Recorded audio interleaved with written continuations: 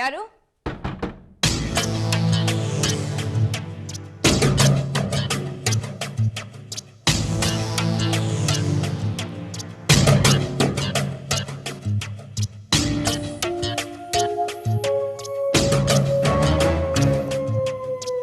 ಸರಿಯೆಲ್ಲ ಮಾತಾಡ್ತೀರಾ ನೀನು ನಿಮ್ಮ ಅಕ್ಕ? ನೋಡಿದ್ರೆ ಹೆದರ್ಕೊಂಡು ಸಾಯ್ತೀರಾ? ತೆಗಿ ಬಾಗ್ಲು. ಭಯ ಅಲ್ಲ, ಅಸಹ್ಯ. ನಾನು ನಿನಗೆ ಏನ್ ಮಾಡ್ಬಿಡ್ತೀನಿ ಅನ್ನೋ ಭಯ ನನಗೆ. ನಿನ್ ಕಂಡ್ರೆ ಭಯ ಇಲ್ಲ. ಭಯ ಇದೆ ಅಂತ ಹೇಳೋದಕ್ಕೆ ಇದೊಂದು ಜಸ್ಟಿಫಿಕೇಶನ್ ಸಾಕು. ಧೈರ್ಯ ಇದ್ರೆ ಬಾಗ್ಲು ತೆಗೆದು ಮಾತಾಡು. ನಿನ್ನ ಹತ್ರ ಮಾತುಗಳೇ ಬೇಡ ಅಂದ್ಮೇಲೆ ಯಾಕೋ ಪದೇ ಪದೇ ಬಂದು ತೊಂದರೆ ಕೊಡ್ತಾ ಇದೆಯಾ? ದಯವಿಟ್ಟು ಹೊರಟೋಗು. ಮರ್ಯಾದೆಯಾಗಿ ನನ್ನ ಜೊತೆ ಬಂದ್ರೆ ಯಾರಿಗೂ ಏನೂ ತೊಂದರೆ ಆಗಲ್ಲ. ಇಲ್ಲ ಅಂದ್ರೆ ಯಾರಿಗೇನಾದ್ರೂ ನಾನು ಕೇರ್ ಮಾಡೋದಿಲ್ಲ. ಇನ್ನು ಬಲವಂತವಾಗಿ ಕರ್ಕೊಂಡು ಹೋಗ್ತೀನಿ. ಏನ್ ಉಳಿಸಿದ್ಯಾ ಅಂತ ಹೇಳ್ಕೊಂಡು ಹೋಗ್ತೀಯೋ? ನನ್ನ ಜೀವನ ಹಾಳು ಮಾಡಾಯ್ತಲ್ಲ, ಇನ್ನೇನೋ ಬೇಕು ನಿನ್ಗೆ? ಮೊದಲು ಬಾಗ್ಲು ತೆಗಿ. ನಾನು ತೆಗಿಯಲ್ಲ. ಓಹೋ, ಇಷ್ಟೊಂದೆಲ್ಲ ಹೆದರ್ಕೊಳ್ತಿರೋದು ನೋಡಿದ್ರೆ ನಿಮ್ಮ ಅಕ್ಕ ಯಾರು ಮನ್ಲಿಲ್ಲ ಅನ್ಸುತ್ತೆ. ನೋಡು, ನೀನಾಗೆ ಬಾಗ್ಲು ತೆಗಿತೀಯೋ ಅಥವಾ ಬಾಗ್ಲು ಹೊಡ್ಕೊಂಡು ಒಳಗೆ ಬರಲ್ಲ?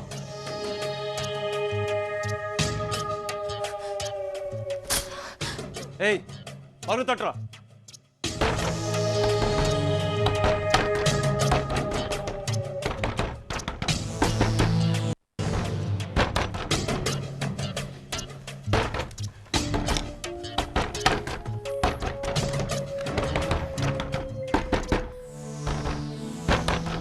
ಹಲೋ ಮಲ್ಲಿಕಾ.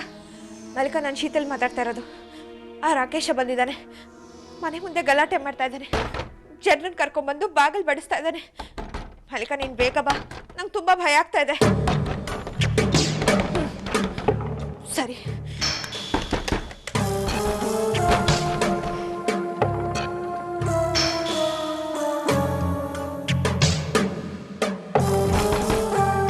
ನೀನು ಬಾಗ್ಲು ತೆಗಿತೀಯೋ ಇಲ್ವೋ? ಬಾಗಿಲು ಬಡಿಯೋದು ನಿಲ್ಸು. ಇಲ್ಲದ್ರೆ ಸರಿ ಇರಲ್ಲ. ನೋಡು ಶೀತಲ್, ನೀನು ಒಳಗಡೆ ಸೇಫ್ ಆಗಿದ್ದೀನಿ ಅನ್ಕೊಂಡ್ಬಿಟ್ಟಿದ್ಯಾ. ಆದರೆ ನಾನು ಈ ರೀತಿ ಚಿತ್ರಹಿಂಸೆ ಕೊಡ್ತಾನೇ ಇರ್ತೀನಿ. ನೀನು ಪೊಲೀಸಿಗೆ ಫೋನ್ ಮಾಡಿದ್ರು ಅಷ್ಟೇ, ನಿಮ್ಮ ಮಕ್ಕಂಗೆ ಫೋನ್ ಮಾಡಿದ್ರು ಅಷ್ಟೇ, ಯಾರಿಗೆ ಫೋನ್ ಮಾಡಿದ್ರು ಅಷ್ಟೇ. ಏಯ್, ಬಾಗ್ಲು ತಟ್ರ.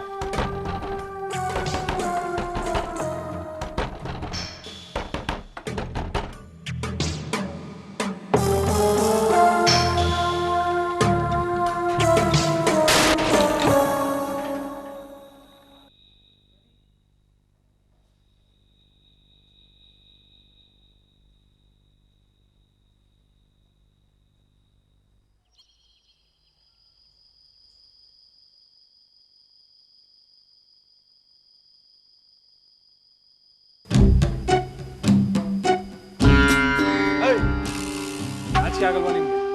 ಈ ರೀತಿ ಶೀತಲ್ನ ಎದುರಿಸೋದ್ರಿಂದ ಏನ್ ಸಿಗತ್ತೆ ನಿಂಗೆ? ನಿಜ, ನಾನು ಜೈಲಲ್ಲಿ ಕಂಬಿಗಳನ್ನ ನೆನೆಸ್ಬೇಕಾದ್ರೆ ಒಂದೇ ಒಂದು ಸಲ ಬಂದು ಮುಖ ನೋಡಿದ್ಲ ಇವಳು. ಈಗ ಬೈದಲ್ಲಿ ಬದುಕ್ತಾಳೆ.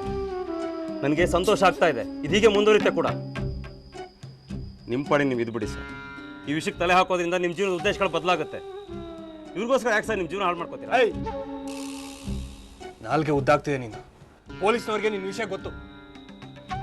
ಅದೆಷ್ಟು ಎದುರಿಸ್ತೀರಾ ಸರ್?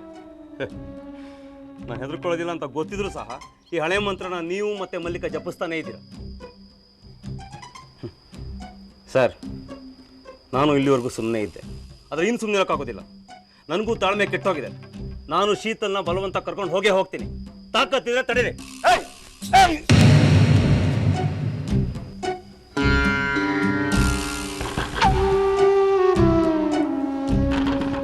ಶೀತಲ್, ಯಾರು? ನಾನು ಶ್ಯಾಮ್. ಶ್ಯಾಮ್ ಅವ್ರು ಹೊರಟೋದ್ನಾ? ಹಾ, ಹೊರಟೋದ. ಬಾಗ್ಲು ತೆಗಿ.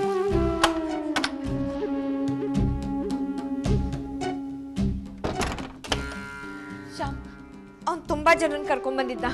ಇಲ್ಲ, ಒಬ್ಬನೇ ಬಂದಿದ್ದ. ಯಾಕೆ? ತುಂಬಾ ಜನ ಇರೋ ತರ ಹೆದರ್ಸಿದ್ನ. ದಪ್ಪ ಅಂತ ಬಾಗಿಲು ಬಡಿತಾ ಇದ್ದ ಶ್ಯಾಮ್. ನನಗೆ ಏನ್ ಮಾಡ್ಬೇಕು ಗೊತ್ತಾಗ್ಲಿಲ್ಲ. ಮಲ್ಲಿಕಂಗೆ ಫೋನ್ ಮಾಡಿದೆ. ಅವಳು ಪಾಪ ಟೆನ್ಷನ್ ತಗೊಂಡು ಈಗ ಬರ್ತಿರ್ತಾಳೆ. ಅವ್ನು ಯಾಕೋ ಮಿತಿ ಮೀರ್ತೀಯ ಶೀತಲ್. ಅವನು ತುಂಬ ರೂಢಾಗಿ ನಡ್ಕೊಂಡ. ನಾನು ಹಿಡ್ಕೊಳಕ್ಕೆ ಹೋದಾಗ ದಬ್ಬಿ ಹೊರಟೋದ. ಅವ್ನು ತುಂಬ ವೈಲೆಂಟಾಗಿ ಕಾಣ್ತಿದ್ದಾನೆ. ನಾವು ಹೀಗೆ ಕೂತ್ಕೊಂಡ್ರಾಗಲ್ಲ, ಇದಕ್ಕೊಂದು ದಾರಿ ಹುಡುಕ್ಲೇಬೇಕಾಗತ್ತೆ. ಮಲ್ಲಿಕೆ ಹೇಳೋ ಥರ ಅವ್ನ ಜೀವನ ಸರಿ ಹೋಗಲಿ, ಅದಾಗಲಿ ಇದಾಗಲಿ ಅಂತ ನಾವು ಕೂತ್ಕೊಳ್ಳೋಕ್ಕಾಗಲ್ಲ. ನನ್ನ ಪ್ರಕಾರ ಅವನಿಗೆ ಪೊಲೀಸಿಗೆ ಹಿಡ್ಕೊಳ್ಳೋದೇ ವಾಸಿ. ಮಲ್ಲಿಕೆ ಬಂದ ತಕ್ಷಣ ಇದ್ರ ಬಗ್ಗೆ ಮಾತಾಡೋಣ.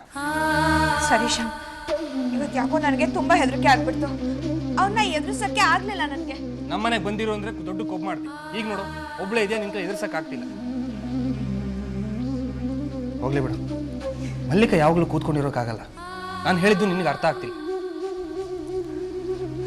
ಅವನಿಗೊಂದು ದಾರಿ ಕಾಣಿಸ್ಲೇಬೇಕು, ಇಲ್ಲಾಂದರೆ ಯಾವಾಗಲೂ ನೀನು ಬೈದಲ್ಲೇ ಕೂತ್ಕೊಂಡಿರ್ಬೇಕಾಗುತ್ತೆ.